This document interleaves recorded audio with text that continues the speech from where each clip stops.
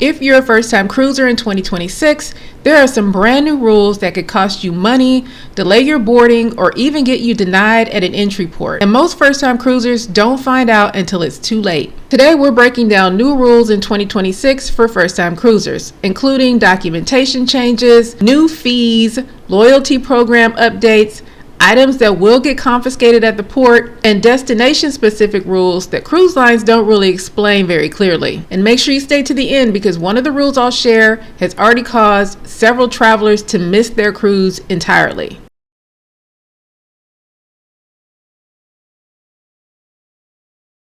Cruising in 2026 isn't the same cruising anymore. Governments, ports, and cruise lines have all changed how cruising works, and first-timers need to know this. We're seeing more rules, more fees, more document checks, and way less flexibility if you're not prepared. In 2026, the cruise lines are way less flexible when something goes wrong. They don't fix documentation at the port. They don't waive requirements because nobody told you. They won't bend the rules because it's your first cruise. If something is missing or incorrect, you just won't sail. That's why understanding the new rules before your first cruise matters now more than it ever has. Let's talk about that no fix at the port reality. Now, this is one of the biggest mindset shifts for cruising in 2026. Ports and cruise lines have moved away from on-the-spot problem solving. Security, customs, immigration, all of these are tighter. Cruise terminals are processing more people faster and not stopping to troubleshoot issues. What this means is, if your name doesn't match exactly, if your authorization isn't approved, if your ID isn't acceptable, there's no backroom fix. For first-time cruiser, this may feel harsh, but it is now the standard. If this is your first cruise in 2026, everything feels like a lot all at once. I get it. That's normal. This channel exists to explain cruising before you commit, not after something goes wrong. So stick around because every video here is designed to make your first cruise feel confident. Which brings us to documentation. This is perhaps the biggest thing that first-time cruisers must get right. So let's start with passports. Most cruise lines now require your passport to be valid at least 6 months beyond the end of your cruise, even on itineraries where that wasn't strictly enforced in the past. A lot of first-time cruisers may assume my passport doesn't expire until the end of the cruise, so I'm good. That assumption is how you will get denied at boarding. Now let's talk about the real ID. If you're flying into your cruise port in 2026, your driver's license must be real ID compliant or you need a passport. Without it, you're going to face additional TSA screening, delays, or identity verification procedures. That might not cancel your cruise directly, but missing your flight absolutely can. Now let's talk about Europe. If you're cruising Europe or going to certain European ports, the ETIAS authorization is becoming part of the process. This is the European Travel Information and Authorization System. This isn't a visa, but it is mandatory once it's fully implemented. You must apply ahead of time. You cannot do this at the port, and the cruise line will not let you board without it. Now, as a side, the upcoming ETIAS rollout has already encouraged fake websites claiming to be official application portals, so you should only be relying on official EU sources and websites. Also, the EU's entry and exit system, EES, will be fully implemented by April 2026, and this is replacing all physical passport stamps with automated biometric checks at entry and exit points. Biometric checks, y'all. Once the EES is fully operational in April of 2026, passport stamps will no longer be used upon entering or exiting this particular area. This system is going to store your information, including your name, your date of birth, fingerprints, and biometrics for facial recognition systems, and location and times of border crossings, and all of this will be stored in the ETIAS system.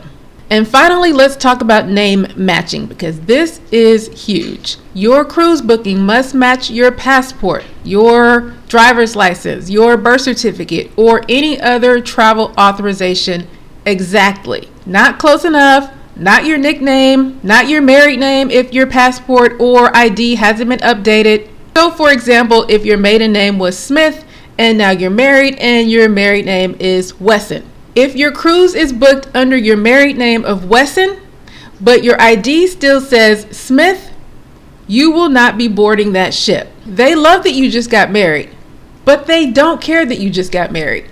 Wesson is on the booking, Wesson also needs to be on the ID. If Smith is on the ID, then you just need to book your reservation under Smith instead of Wesson. Cruise lines and ports require proper travel documents and exact name matching between reservation and passport and ID. Passengers without required documentation can and have been denied boarding. Let's talk about some of these new fees that as a first-time cruiser you may not expect. And I know, one of the most frustrating things as a first-time cruiser in 2026 can be discovering fees that you didn't budget for because you didn't know about it. So let's get into it. Some destinations are now charging tourism taxes, environmental access fees, or port levies that are not always included in the original cruise fare. Your travel agent is going to be notified ahead of time when there are these additional fees. So make sure that you have a travel agent and that you get with your travel agent to make sure that you're not surprised by any of these new fees. Certain European ports are adding local visitor taxes. Eco-sensitive areas like the fjords and marine reserves are implementing conservation fees. Some Caribbean islands charge head taxes or pier fees. And these aren't scams, they're real. And they can appear on board or after you book. The cruise lines can only notify you of these new fees once they're notified. So first-time cruisers may feel blindsided because they assume everything about the ports is included, but lately it's not. With all these additional fees being tacked on, the cruise line can only let you know when they know. Let's talk about new rules when it comes to destinations. The ports outrank the cruise lines. What I mean by that is ports now have more authority than the cruise lines do. So the port can deny entry. They can change the docking schedule. They can restrict passenger movement.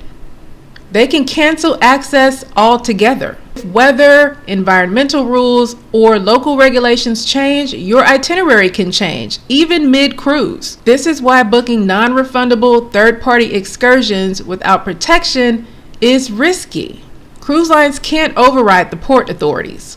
Now let's talk about a couple loyalty program changes that you need to know about for 2026. Even if this is your first cruise, loyalty programs are super important, more now than ever. So Royal Caribbean has introduced a new system that allows points to be earned and used across Royal Caribbean, Celebrity, and Silversea. What it was before was if you cruised with Royal Caribbean and earned points from Royal Caribbean, then those points would go towards the Crown and Anchor Society and your membership with Royal Caribbean. What that means now is if you cruise with one of the sister lines, Celebrity or Silversea, let's say you cruise Celebrity, and you do like a 10-night cruise with Celebrity. Those 10 nights, those points that you earned from those 10 nights before had to be applied towards the Captain's Circle because that was Celebrity's loyalty program. Now you can take those 10 points and apply them to the Crown and Anchor membership that you have if you want to. I think this is a great, amazing change for Royal Caribbean, and I think loyal to Royal members are loving this. And in the face of what happened with Carnival and the revamping of their loyalty program, Royal Caribbean is just on top. Carnival is also shifting towards spend-based rewards rather than just nights sailed. So big onboard spenders are going to move up faster than frequent short cruisers. Don't know how Carnival fans are going to feel about that. So for first-time cruisers who think they may cruise again, you probably will cruise again. Understanding loyalty programs earlier can shape smarter decisions earlier when it comes to knowing what cruise line you want to cruise more often. Environmental regulations are changing itineraries. The Norwegian fjords are tightening emission rules. Protected marine areas are enforcing stricter access guidelines. Some destinations regulate sunscreen types, wildlife interaction, and even clothing. In parts of the Caribbean, camouflage is illegal. Wearing it can result in fines or confiscation.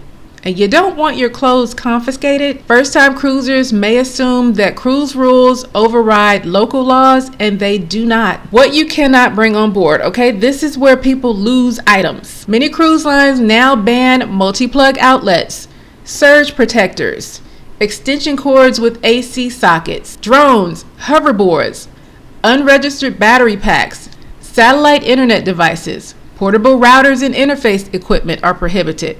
Who is bringing all that on board anyway? Some cruise lines restrict recording-capable smart glasses in public areas. Alcohol rules remain strict, usually 1 bottle of wine per adult carried on board. Fresh food, handmade items, and certain electronics will be confiscated. Security is not negotiable about this. So here's the takeaway for first-time cruisers in 2026. Cruising in 2026 is still an incredible vacation, but it's no longer casual international travel. First-time cruisers who struggle aren't unlucky, they're just not informed. When you understand the rules before you book, cruising becomes a lot easier and not harder. And as always, thank you for watching, and I'll see you in the next video.